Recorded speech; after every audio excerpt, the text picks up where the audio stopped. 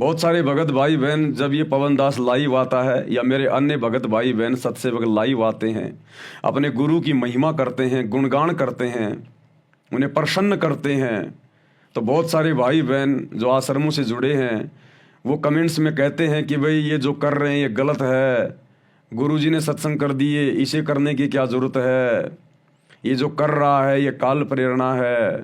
भाई और बहनों, उन आत्माओं के सिर पे काल बैठा हुआ काल है, उन्हें पता ही नहीं है कि भगत ने करना क्या चाहिए। अरे भक्ति के बाद में भगत का दूसरा काम केवल अपने गुरु की महिमा, जिसको साध संगति कहते हैं, गुणगान कहते हैं गुरुदेव भगवान का।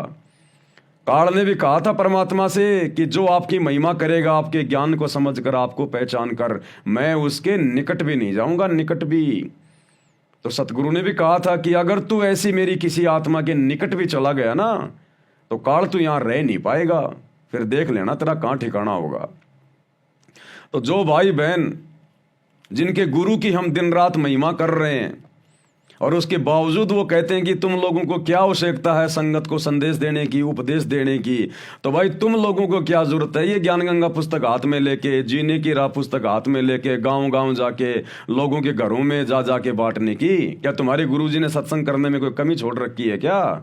अगर प्रचार ही करना है तो फिर गुरु कर रहा है ना, फिर गुरु ने सारे सत्संग कर दिए ना। सुनो फिर बैठ के घर पे, तुम क्यों हाथों में लेके पुस्तकें दौड़ रहे हो, जा रहे हो, घूम रहे हो? फिर तो जिस प्रकार तुम प्रचार कर रहे हो, तो ये भी तो सोशल मीडिया भी तो एक प्रचार करने का माध्यम दिया हमें गुरुदेव भगवान ने। और नालायकों, हम कोई आसाराम जी का प्रचार थोड़ी कर रहे हैं, राम रहीम जी का प्रचार थोड़ी कर रहे हैं। अरे तुम्हारे गुरुदेव का प्रचार कर रहे हैं, तुम्हें तो खुश होना चाहिए, लेकिन उसके बावजूद तुम्हारे सीने में आग लग जाती है। क्यों? क्योंकि ये योग्यता, ये वैरायटी, ये सतगुरु की विशेष रजा ये तुम्हारे ऊपर नहीं बख्शी सतगुरु ने। तुम्हारे भाग्य में नहीं है साध संगति, तुम्हारे भाग्य में गुरु का गुणगान करना, गुरु की भक्ति करना मर्यादित तुम्हारे भाग्य में नहीं लिखा हुआ है। इसलिए अंदर से तुम्हें जलन होती है, तुम्हें ईर्ष्या होती है कि ये सत्सेवक इतना अच्छा कैसे बोल लेते हैं, ये अपने गुरुजी का इतना गुणगान कैसे कर लेते हैं, इनके मुख से इतनी अच्छी अच्छी बातें कैसे निकलती हैं। क्यों? क्योंकि तुम्हारे अंदर शैतान बैठा हुआ है और शैतान को ये अच्छी बातें अच्छी नहीं लगती। ये गुरु की महिमा, गुरु का गुणगान शैतान को अच्छा नहीं लगता, वो डरता है, वो डरता है। उसको तीर से लगते हैं जब कोई गुरु की महिमा करता है, गुरु के गुणगान करता है, उसको तीर से लगते हैं। और जो काल प्रेरित आत्माएं होती हैं, फिर वो आत्माएं अपने भगत भाई बहनों का मनोबल तोड़ने का प्रयास करती हैं कि तुम्हें क्या जरूरत है लाइव आने की, फलाना दिखना। अरे तुम लाइव भी जुड़ते हो, तुम लाइव जुड़ते हो तो लाइव सुनते भी होंगे 10-5-10 मिनट। अरे एक भी कोई ऐसा पॉइंट तुम्हें लगता है कि जो ज्ञान विरुद्ध हो, गुरुजी की भक्ति के विरुद्ध हो, किसी को भक्ति से दूर करने का प्रयास किया जा रहा हो? यहाँ तो फूल बरसाए जाते हैं सतगुरु की महिमा में, लेकिन तुम लोगों को ये सच्ची बातें कड़वी क्यों लगती हैं? क्योंकि तुम लोग मर्यादाओं में नहीं हो, तुम लोग मर्यादाओं में नहीं हो। और मर्यादाहीन जो भगत होता है उसको ये मर्यादा की बातें, भक्ति की बातें उसको तीर जैसे लगते हैं, तीर जैसे।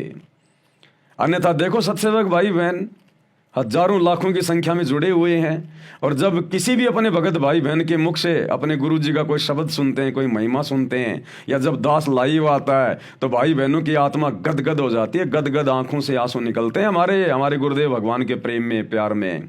क्यों? क्योंकि साध संगति में जो भी बातें बताई जाती हैं, जो भी वचन बताए जाते हैं, जो भी नियम की बातें बताई जाती हैं, हम उन सभी नियमों में खरे हैं, खरे। इसलिए हमें वो अच्छी लगती हैं। शैतान हमारे हृदय से बाहर निकल चुका है, इसलिए हमारे को ये बातें अच्छी लगती हैं। लेकिन जो मर्यादा में नहीं होगा, जो साध संगति के नियमों में नहीं होगा, अपने गुरुदेव की मर्यादाओं में नहीं होगा, भाई उसको तो तीर जैसे लगेंगे, क्योंकि उसके घट में तो शैतान बैठा हुआ अभी। और शैतान को ये मान मर्यादा की बातें, गुरु महिमा की बातें ये अच्छी नहीं लगती हैं। तो हमने ऐसे लोगों की बातों का ना तो कोई प्रत्युत्तर देना चाहिए, क्योंकि वो हमारा समय बर्बाद करता है। इसलिए हमने ऐसे कमेंट्स का कोई जवाब नहीं देना चाहिए हमने किसी को।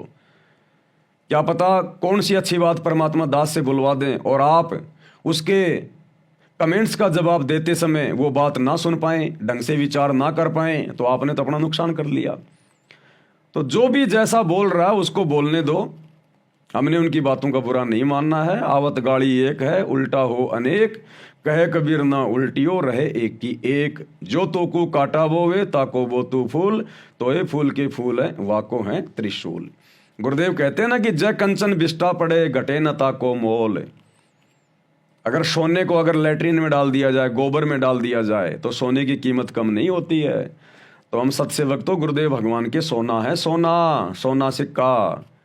हमें चाहे जो मर्जी कुछ भी कहे, सोना तो सोना ही रहेगा। परमात्मा का सच्चा भगत तो सच्चा ही रहेगा। तो भाई और बहनों, हमने तो निरंतर प्रयास करना है, भक्ति मार्ग पर आगे बढ़ना है। और ये गुरु महिमा की जो बातें होती हैं, ये हमारे अंदर हमारी आत्मा को चार्ज करती हैं। हम तो खाली कानों से सुन रहे हैं, सुनने के बाद में अपने काम में लग जाएंगे और कुछ करने लग जाएंगे। लेकिन जितने देर हमने सुना, उतनी देर प्रभु ने, परमेश्वर ने, सतगुरु ने हमारी आत्मा को चार्ज कर दिया। उतनी देर हमारी आत्मा को चार्ज कर दिया सतगुरु ने। तो इसी प्रकार से भाई और बहनों, परमात्मा हमें भक्ति मार्ग पर निरंतर आगे बढ़ाएंगे। ये काल तो हमारा पैर खींचेगा, टांग खींचेगा, हमने काल की तरफ ध्यान नहीं देना। अगर हमारा विश्वास बढ़ रहा, हमारे भाव यदि अच्छे हो रहे हैं, अगर किसी भगत भाई बहनों की वीडियो से, उनकी अच्छी बातों से, गुरु महिमा से, तो सुननी चाहिए, दिन रात सुननी चाहिए। यही तो काम है, और क्या है। गुरु की महिमा कौन करेगा? जो गुरु का भगत होगा वो ही करेगा। जिसके घट में शैतान बैठा, वो कैसे अपने गुरु की महिमा कर सकता है? कर ही नहीं सकता। वो, उसके अंदर वो विचार उत्पन्न ही नहीं हो सकते, वो शब्द उसके मुख पर काल आने ही नहीं देगा। क्योंकि कंठ कमल में बसे अविद्या और ज्ञान ध्यान बुद्धि नाश ही। उनके कंठ में तो शैतान बैठा है, दुर्गा बैठी है, उनका ज्ञान और ध्यान दोनों का सत्यानाश किए बैठी है। उनके कहाँ शब्द निकलेंगे गुरु महिमा के, जिनके कंठ में अभी तक वो दुर्गा बैठी हुई है। तो हमने उनकी बातों पे ध्यान नहीं देना है। भाई जो गुरु वचन पे डट गे, कट गे फंद 84 के, कट गे फंद 84 के, कट गे फंद 84 के।